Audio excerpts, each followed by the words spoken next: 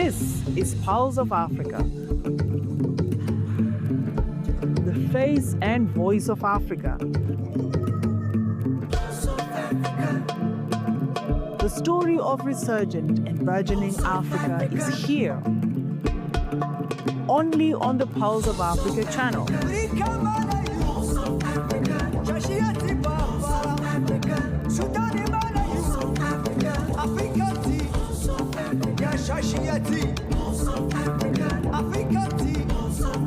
Pulse of Africa, the face and voice of Africa.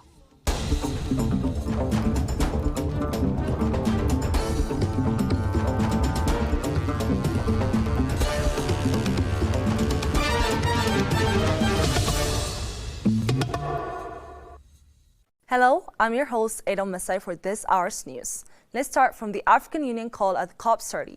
A COP30 leaders event in Belém roundtable on the implementation of adaptation goals, AUC chairperson Mahmoud Ali Yusuf called for urgent climate justice, noting that though Africa contributes less than 4% of global emissions, it bears the brunt of the crisis. He urged industrialized nations to honor adaptation finance pledges, not as charity but as moral and historical responsibility.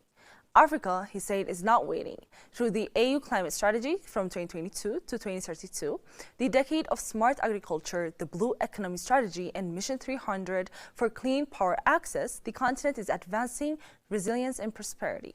He called for the full operationalization of the global goal on adaptation, moving from plans to action, and ensuring predictable, equitable finance for vulnerable nations.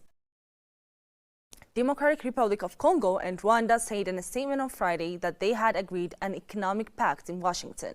Reuters earlier reported that technical teams from the delegations had signed the Regional Economic Integration Framework on Friday. The REIF outlines key areas for fostering economic cooperation and development between the two nations, according to a statement released by the State Department after a meeting of a joint oversight committee. It is due to be signed by heads of state during a visit to the White House, but the date for that visit is unclear. The implementation of the framework remains contingent upon the satisfactory execution of a previous agreement, according to the statement. Congolese and Rwandan foreign ministers in June signed a peace deal in Washington, which included a pledge to implement a 2024 agreement.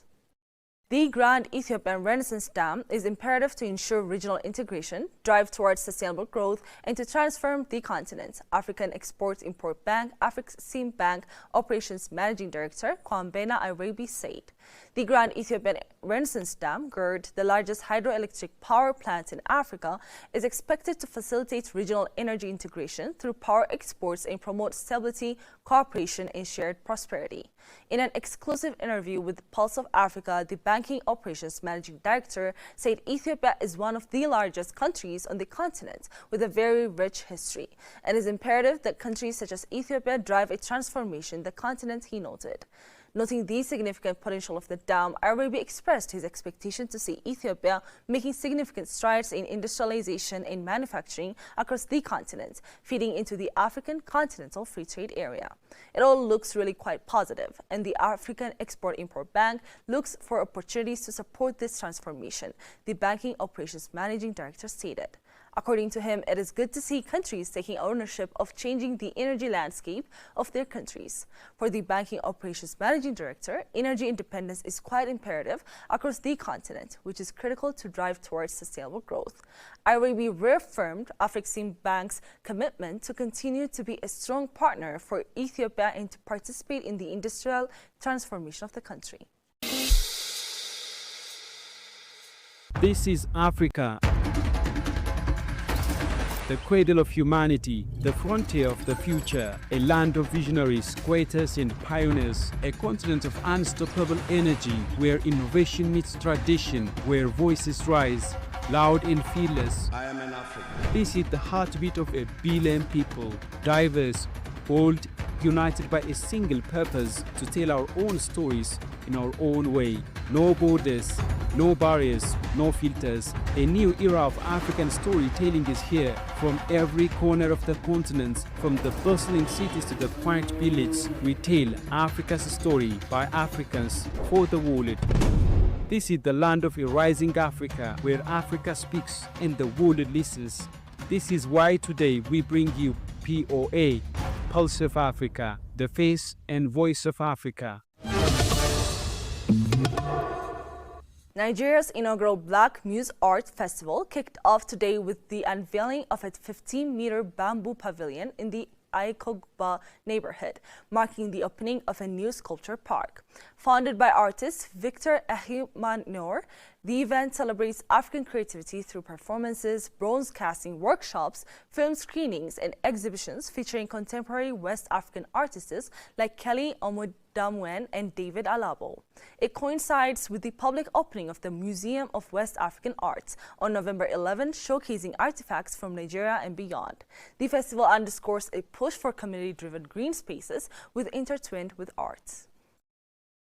The 21st Africa Movie Academy Awards, the continent's premier celebration of African cinema, will take place on Sunday, November 9, 2025, at the Balmoral Convention Center, Ikeja, Lagos, Nigeria. The awards continue to attract top filmmakers, actors, producers, and other creative professionals from across Africa and the diaspora, all gathering to celebrate excellence in African storytelling and cinematic achievements. The 2025 nominations have already been announced, notably the film Katanga, The Dance of the Scorpions, Burkina Faso leads with 10 nominations, including major categories, while veteran Nigerian actress Shafi Bello has been nominated for Best Actress in a Leading Role for her performance in The Masked King. Organizers also continue to welcome sponsorships and partnerships from brands and stakeholders in the creative, entertainment, and film sectors. Founded in 2005 by Peace Aniam Osigwe and organized by the African Film Academy, AMAA has grown into one of Africa's most prestigious film awards. It recognizes excellence in feature films, documentaries, shorts, animations, and technical crafts such as editing, sound, and cinematography, including works by African filmmakers living abroad. Durban-born rapper and influencer Jay Price, the 27-year-old sensation behind viral hits like Yalla Habibi, announced a landmark partnership with global powerhouse Downtown Music and its distribution arm Fuga, marking a major win for South African hip-hop's international push. Signed through his label, YRG Century, the deal will amplify Price's music across 150-plus streaming platforms worldwide, including Spotify and Apple Music, while providing access to advanced analytics, sync and licensing for films or TV, and marketing support tailored for African artists. Price, whose eclectic style fuses piano grooves with trap influences and Zulu storytelling, celebrated the news with a surprise pop-up concert at John Hansburg's Maponing Precinct, drawing 5,000 fans and featuring guest spots from heavyweights like Casper Nyovest and MT. In an exclusive interview with OK Africa, Price revealed the deal stems from his independent grind over 50 million streams since his 2023 breakout EP Straight Echoes, and aims to put Durban on the map like never before. Industry insiders hail it as a blueprint for emerging African talents navigating the post-streaming era, especially with Price's upcoming album, Century Rise, slated for a December release.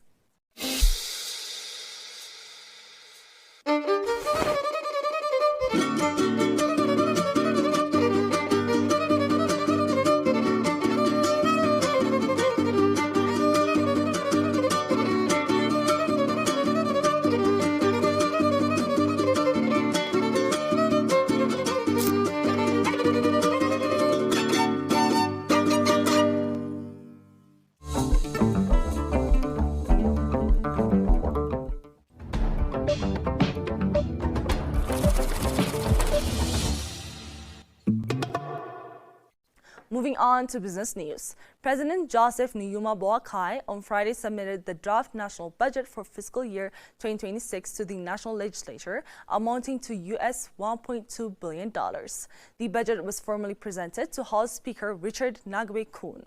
According to the draft 2026 budget, domestic revenue accounts for $1.13 billion while external resources represent $72 million.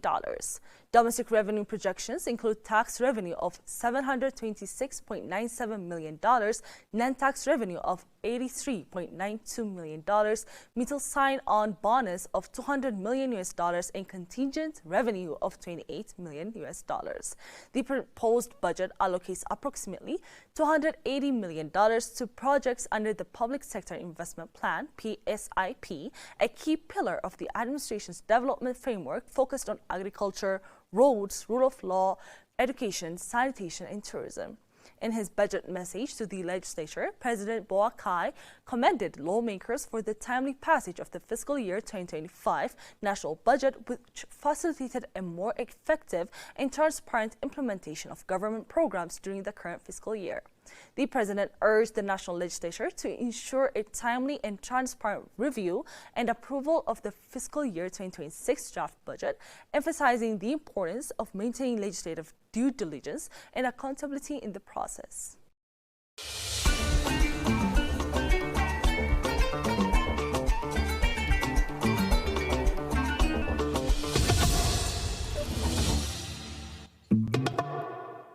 Finally, the mining ministers of Botswana and Angola held talks in Botswana's capital on Friday on cooperation in the diamond sector as the two southern African countries seek to take control of the Anglo-American Diamond Unit, De Beers.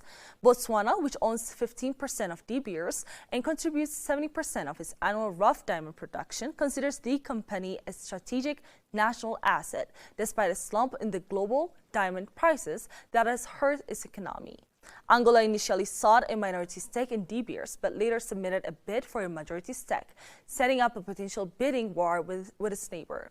Botswana's Mines Minister Bogolo Joy Kenewendo and Angolan Minister Diamantino Pedro Azevedo discussed collaboration in the diamond industry as well as energy and logistics at a meeting briefly open to reporters. Before that, they held a closed-door meeting which lasted about 40 minutes. At the top of everyone's minds this year is the performance of the diamond industry and our collaborative efforts in bringing back the spark and the shine to the industry, Kenewendo said. Now let's check the current weather forecast.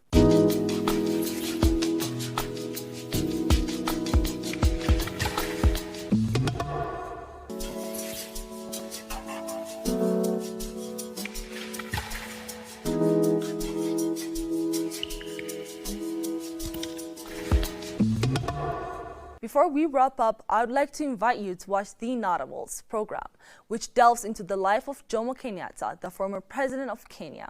Thank you for tuning in. Goodbye.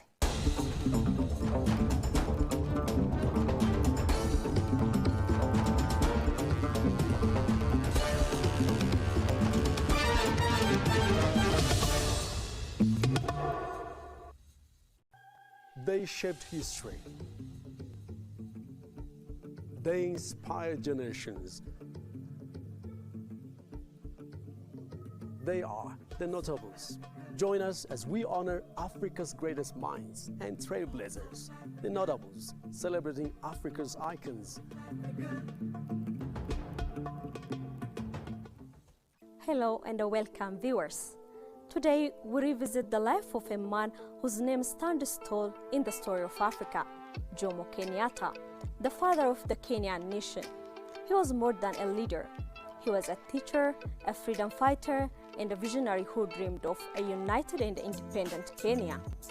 A dream that it hoped across the continent from the long struggle against colonial rule to the triumph of independence in 1963. Kenyatta guided his people with courage, wisdom, and unshakable belief in freedom. His story is not only about one nation's independence, it is about Africa's journey toward dignity, unity, and self-reliance. So stay with us as we honor the life and legacy of Jomo Kenyatta, a true son of Africa and one of the notable. History remembers certain figures not only for what they accomplished, but for how they embodied the collective spirit and aspirations of their people. For Kenya, Jomo Kenyatta is that figure. He was more than the country's first president. He was the embodiment of resistance, resilience, and rebirth. His journey from a small Kikuyu village to the presidency of an independent nation reflects the struggles of his people under colonial domination, their fight for freedom, and their quest for unity and self-determination. Kenyatta's life is a story of paradoxes: a traditionalist who embraced modern politics, a nationalist accused of authoritarianism, and a symbol of unity whose leadership sometimes deepened divisions. Yet these contradictions also make him deeply human, a leader shaped by immense historical pressures and the monumental task of forging a new nation.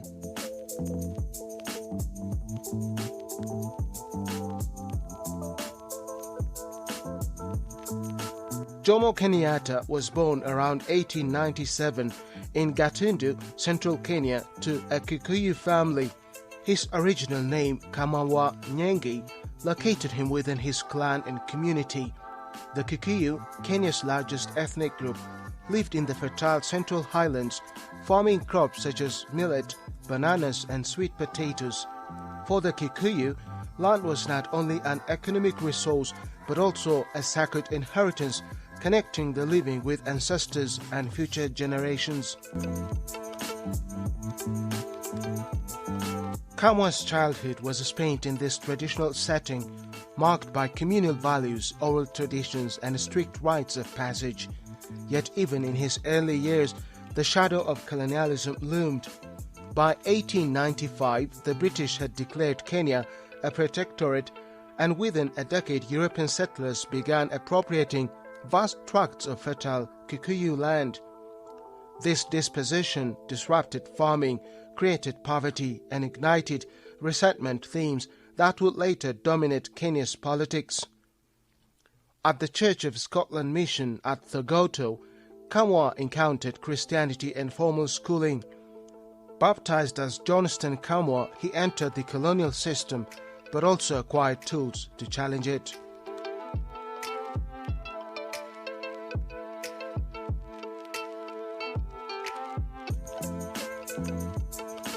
Kenyatta's early adulthood was marked by manual jobs as a carpenter, clerk, and water meter reader in Nairobi. These roles may have seemed menial, but they exposed him to the racial inequalities of colonial society. Africans were confined to low-wage jobs and segregated housing, while Europeans enjoyed privilege and land. Kenyatta immersed himself in books, discussions, and debates about African rights.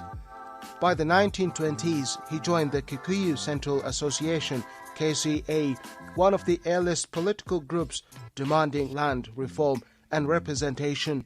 His ability to articulate grievances made him a natural leader. In 1929, Kenyatta traveled to London, a bold and rare move for an African at the time. There, he studied anthropology, economics, and political theory, interacting with Pan-Africanists like Kwame Nkrumah and George Padmore. These networks broadened his worldview.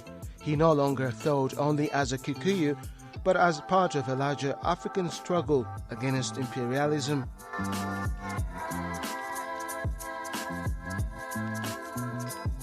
During this period, he adopted the name Jomo Kenyatta. Jomo meant burning spear, a symbol of resistance and power, while Kenyatta referred to a traditional beaded belt signifying cultural identity. The reinvention was more than personal branding, it was the birth of a political identity capable of speaking for a nation. In 1938, Kenyatta published Facing Mount Kenya, a groundbreaking anthropological account of Kikuyu society. Written with scholarly rigor, the book challenged colonial stereotypes that depicted Africans as primitive. Kenyatta described Kikuyu governance systems, marriages, customs, and spirituality as complex, orderly, and rational. The book was a manifesto disguised as anthropology. At a time when European academics dismissed African traditions, Kenyatta declared that African cultures possessed wisdoms and dignity. He also criticized the destruction caused by colonial land seizures and missionary influence. Facing Mount Kenya remains both a cultural defense and a political weapon, asserting that Africans had a civilization worth defending and governing themselves. Kenyatta returned to home in 1946, stepping into a Kenya where resentment against colonial policies had reached boiling point. Africans were excluded from meaningful political participation, forced into menial labor, and stripped of their land. The Kenya African Union (KAU) emerged as a major platform for demanding reforms, and in 1947, Kenyatta was elected its president. Under his leadership, KAU became a mass movement. Kenyatta traveled across the country urging unity beyond ethnic divisions. He spoke of uhuru, freedom, as the ultimate goal. His work at the Kenya African Teachers College also emphasized education as a tool for liberation. Kenyatta was not merely an agitator, he was an educator, cultivating political consciousness among ordinary Africans. Yet tensions mounted. Settlers were unwilling to concede land or power, and Africans grew impatient with empty promises of reform. Kenyatta's famous warning of a dangerous eruption if grievances were ignored foreshadowed what came next, the Mau Mau Rebellion.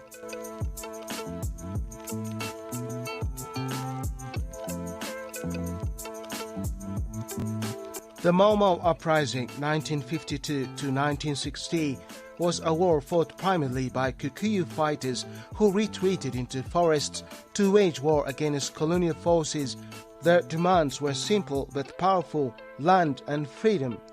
Though Kenyatta consistently denied leading Mau Mau, the British accused him of being its mastermind. In October 1952, he was arrested with 5 other nationalists and put on trial in Kapenguria. The proceedings were more political spectacle than genuine justice. The colonial government painted him as the leader of darkness, orchestrating terror. In 1953, Kenyatta was sentenced to 7 years in prison. Far from diminishing his influence, imprisonment elevated him into a martyr of the independence movement. The slogan "Uhuru na Kenyatta," freedom and Kenyatta, swept across the country. For many Kenyans, the fight for independence and Kenyatta's name became inseparable. Kenyatta was released in 1961 at a time when decolonization was sweeping across Africa. Ghana had become independent in 1957, Nigeria in 1960, and Tanganyika, later Tanzania, was on the edge of independence. The British realized Kenya could no longer be governed under settler dominance. In 1963, Kenya gained independence with Kenyatta as Prime Minister. The following year, the country became a republic and he was sworn in as its first president. His leadership emphasized Harambee, let us pull together, a call for national unity across ethnic lines. Kenyatta's government prioritized education, healthcare and infrastructure.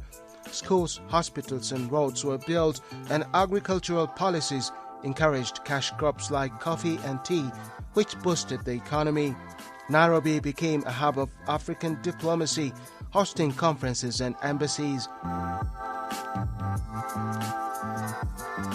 Jomo Kenyatta died in 1978 after 15 years as president. He left behind a nation that was stable compared to many African countries. To many Kenyans, he was the person who guided the nation through its infancy. His portrait remains on currency and his statue towers in Nairobi. His achievements in nation building are undeniable. He steered Kenya through a fragile transition and avoided the coups and civil wars that plagued other African states.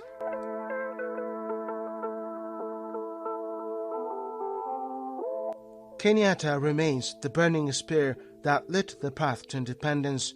His leadership carried Kenya through its formative years. His vision of Harambee inspired unity, and his resilience symbolized the determination of a people who refused second-class citizenship in their own land. Kenyatta's story is not only the biography of one man, but the epic of a nation, a reminder that freedom is never given, It is won through sacrifice, struggle, and the unyielding spirit of a people determined to govern themselves. As we look back on the life of Jomo Kenyatta, we remember a man who believed deeply in his people, in their unity, their strengths, and their destiny. His journey teaches us that freedom is never easy, but with courage, determination, it can be achieved. His vision for a proud, self-reliant Africa continues to guide generations across the continent.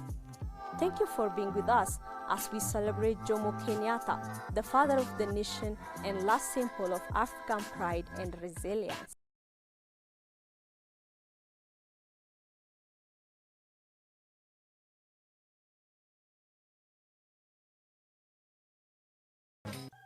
They shaped history.